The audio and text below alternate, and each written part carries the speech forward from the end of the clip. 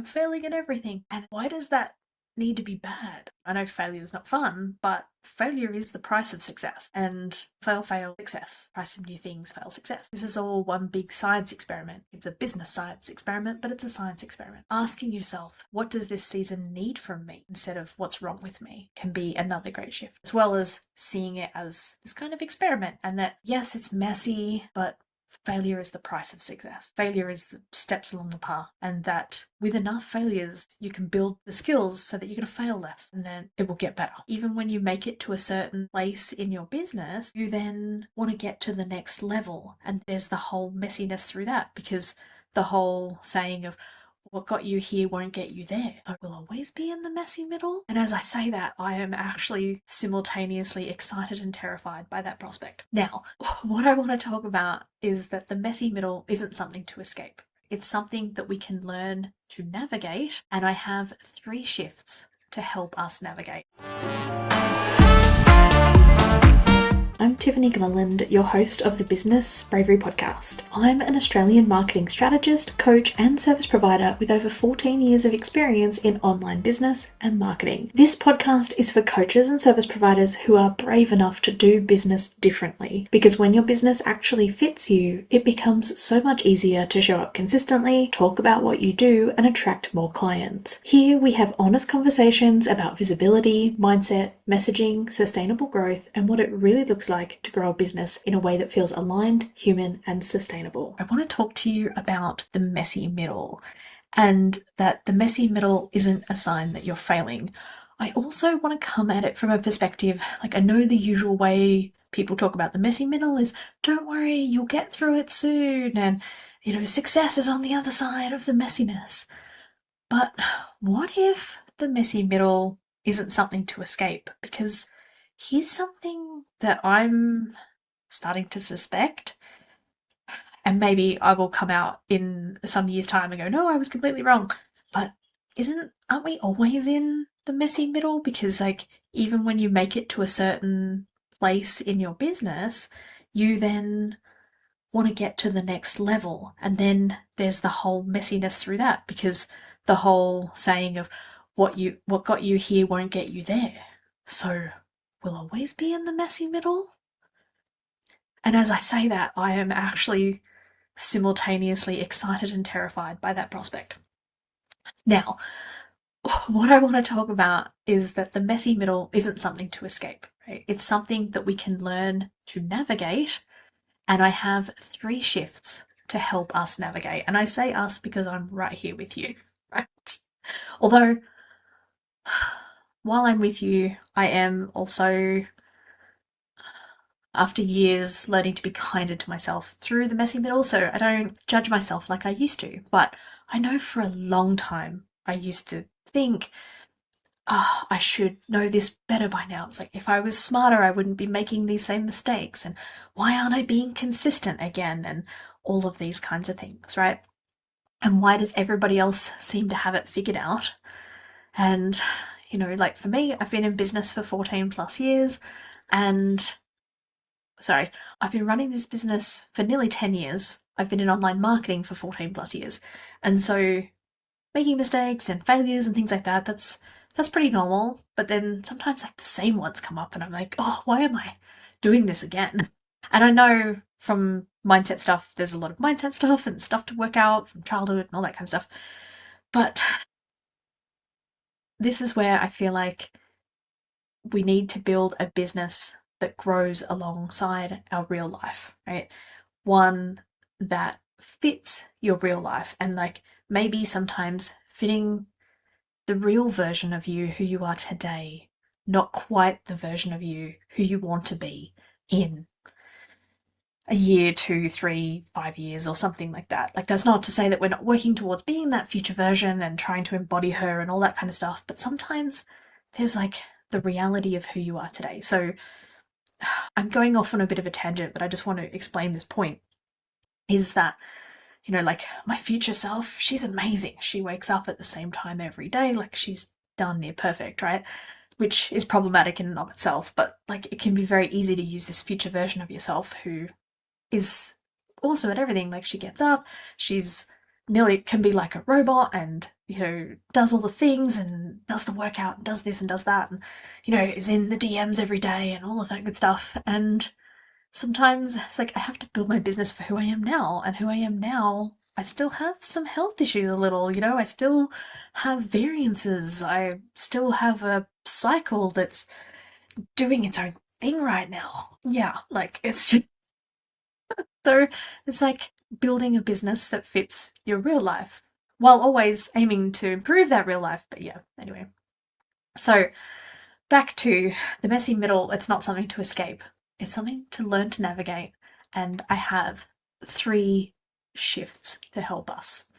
So first up, the messy middle, it's not failure. And I think there are 3 types of messy middles, and I'm not sure I've seen anybody talking about this, but now that I'm talking to you guys about it, I'm sure I will see it everywhere because I wrote a script and that will be in my algorithm and yada yada. Anyway, 3 different messy middles: identity, growth, and everyday life messy middles, right? So some examples of what I mean. So you have like your identity is shifting, and I kind of talked about that before, of like we're trying to be this future self who does different things, and there's that identity shift. And like I think that can be a messy process. I think rarely do you go, oh yeah, okay, I'm going to start being somebody who works out all the time, or somebody who does Instagram reels and talking to camera, or I'm going to start a podcast. And like I think that identity, there can be a messy middle as you build the skills and build the repetition, build the muscles of being that person. And I think that through that there's like successes and failures and staying consistent, and then also not just staying consistent but staying persistent through that, of like, yeah, I failed 10 times, you know what, we're doing this an 11th time, right? When your brain goes, this isn't going to work anymore, right? So I think there's also like the messy middle of just like business growth and that kind of stuff. So you're no longer a beginning business owner, you've got some foundations in place, you kind of know who you are, who you help, how you help them, and you've been helping some of them, but now you want to get to the next level. You want to get to that growth, and perhaps it not all shifting on your shoulders, or maybe there's teams involved, or perhaps it's just being able to just take on more clients and that kind of thing. And I don't think that growth can happen overnight. I mean, it would be amazing if you could just be like, I want to do this now, and suddenly there's this like straight line path and you could just go and do it.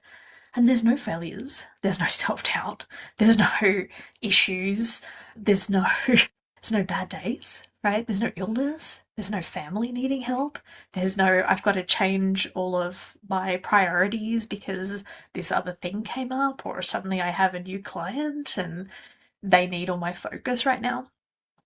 So, yeah. And then you have like the everyday life messy middle. And that everyday life is, like I said, just those things that come up. Sometimes health stuff is at play. Like for me, I have chronic illness to manage, and sometimes it doesn't want to cooperate with me, and so then I have to change my whole entire plan. And I think that there can be a lot of different messy middles. So I want to encourage you, from perhaps if you're feeling like everything is messy all the time, and like a shout out to fellow perfectionists and stuff, it's like, I just don't want it to be messy anymore, then maybe shifting that and asking yourself, what is this season teaching me? Ooh, I'm going to say that again. What is this season teaching me? Right? So, for example, when like my cycle doesn't cooperate and then suddenly like I can't do a bunch of work for a couple of days, it's like, what is this teaching me? That yes, I can handle pain. 2, I can handle the pain of my plans not working just barely. And I mean, like the same can come up when I know plenty of entrepreneurs in my community who have kids, and suddenly you have a sick kid and your whole plan has to change. And yeah, it's just, what is this season teaching me, right? Or what is this moment teaching me? And that this moment will be temporary, right? Don't forget that too. Okay. So shift number 2 is action creates clarity. Okay, so it is so easy for all of us to fall into this. Okay, I need to have everything worked out before I take action. And I fall into this myself so often, right?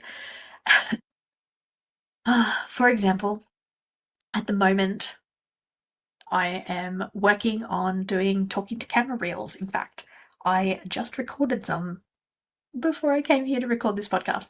And in fact, this is so much more fun because I get to just talk and talk and talk. I don't have to be like, oh, it's not 60 seconds. So, yeah. And anyway, I thought I had to have everything worked out. And instead, I thought, you know what? And because I thought I had to have everything worked out and know what I was going to say and have the perfect strategy or have the right strategy or have the right words, I just put it off for months and months and months. It was one of those things of like, yeah, like I want to do that. I'll do that when I have time, once I get this client sorted, once I get that client sorted. And then I came round to this thing of like, you know what? No more excuses. We need to take some action first and clarity will follow. And as a sideline to taking the action first, and I say this for me, maybe this will resonate and you'll take this on if you want. It's like you need to be okay with sucking first, like being terrible first. It's like it's going to be terrible. It's going to be horrible. It's not going to be great, but that's okay because we get through that messy middle, another messy middle, right? And you're doing the brave thing, and suddenly, you have to be, and you don't have the skills for it, and you have to not be great at it first.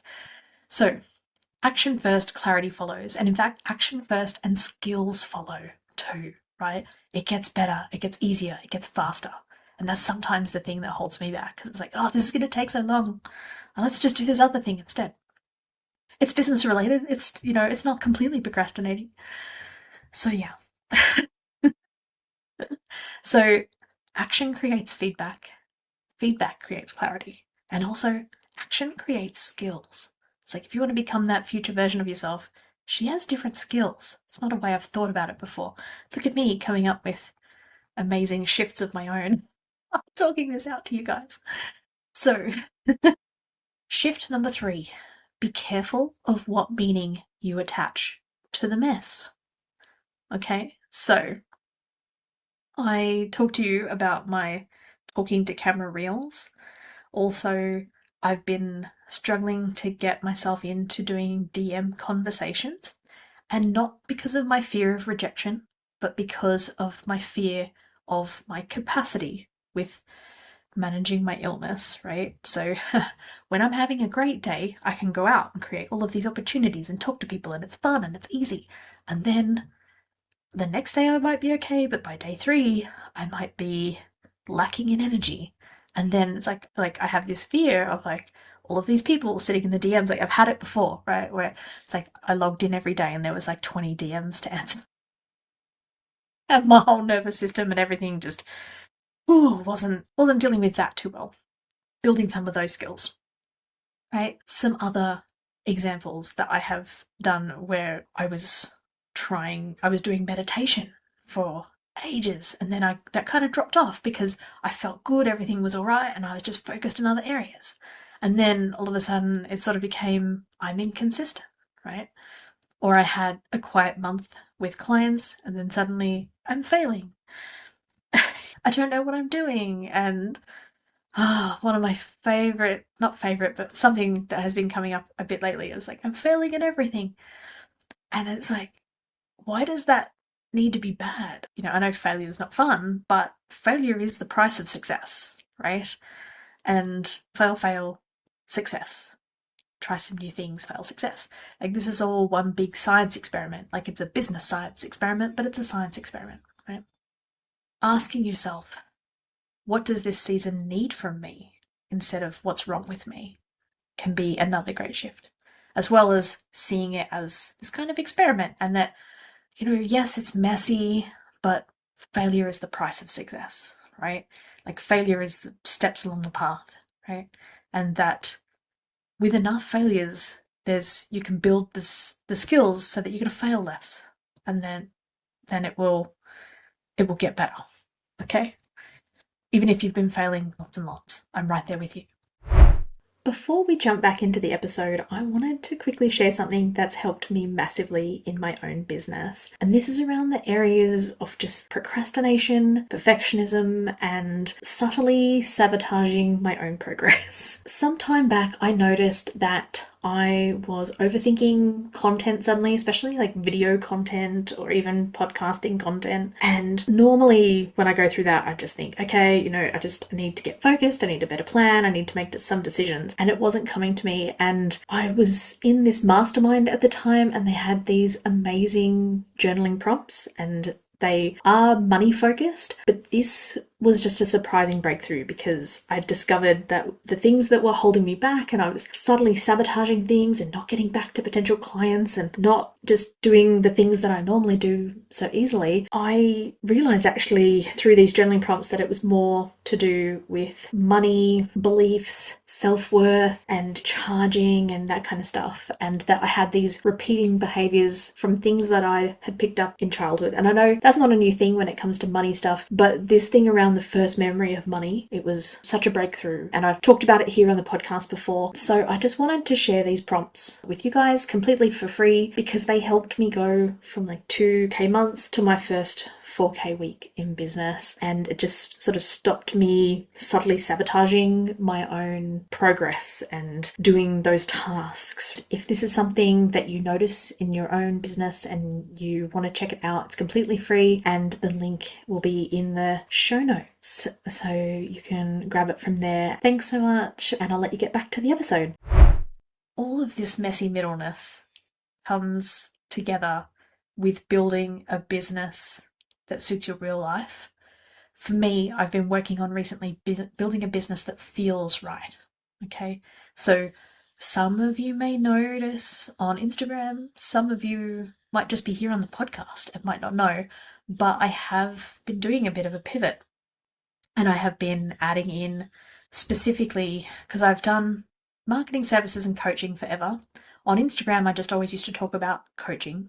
Now I've brought the services in, but now I've become even more specific and added in actual website strategy, and I do website design and strategy as well as business coaching, right? Sounds strange, but together I'm actually just helping people create new identities online. And one of those identities on the coaching side is a bit more of a build a business that suits your real life. On the other side, it's like build a website that suits your real life. No, build a website that like suits your next, that suits where you've evolved to, right? Because often we evolve and then the website lags behind, right? Because that takes more time to update. Rarely do people keep the website updated while they're evolving, because we're usually testing that out in content.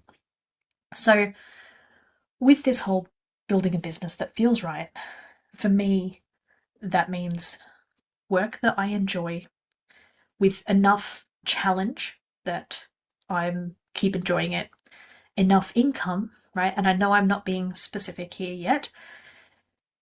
Enough income to keep that happening, with time for hobbies, time for family, relationships, of course, and also some opportunities for speaking, writing, building a community, and something that works with my health. And actually, I'm actually hitting a lot of those, right? So yeah, at one point I thought that had to be six-figure income while I work 10 hours a week. But as I try and work 10 hours a week, I see all these other passions, and then I fill up some of the extra time with passion projects. Some of those hobbies, some of those monetizable, some of those business related. That's better than monetizable. So yes, these three shifts, the messy middle, and just being okay with it being messy, and that this is how we build a business that suits our real life, right? Because we're messy, we're learning, but we're balancing all of the priorities and that kind of thing. So I want to encourage you to take one brave action that creates clarity. Record the reel, update your website, send the DM, have the conversation. Don't wait for clarity, create it. And if you're in a situation where you find that your business has evolved, but your website or maybe your content hasn't, then come and talk to me about the visibility and alignment audit. Let's find the common thread that links all these things together and talk about building a business that fits your real life. Thank you for listening. That's it from me. Bye for now.